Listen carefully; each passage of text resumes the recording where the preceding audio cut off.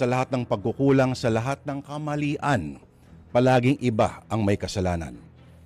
Lahat ng kamalasan, lahat ng masamang kapalaran, ibang tao ang may kagagawan.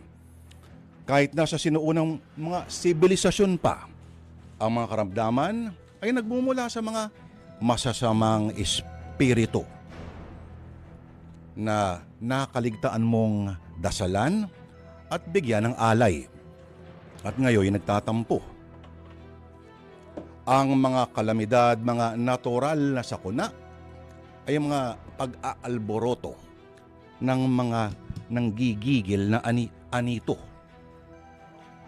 At sa ating kwento ngayon mga kapatid, isang lalaking walang katiyakan ng kinabukasan ang sinisisi ang lahat ng kabwisitan sa kanyang buhay sa nangyari sa kanyang pamilya. Sinisisi niya lahat sa nakababatang kapatid na may kapansanan sa pag-iisip.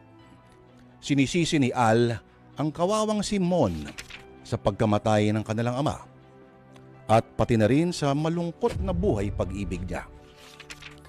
Kung bakit kailangan itambak ang lahat ng sisi sa sariling kadugok na wala namang kapangyarihan at hindi siya maintindihan kailanman. Kung paano nagkaganyan, atin na pong simula ng kwentong sinulat ni Orly Aquino. Atin na pong simula ng kwentong pinamagatang Latay sa Dugo.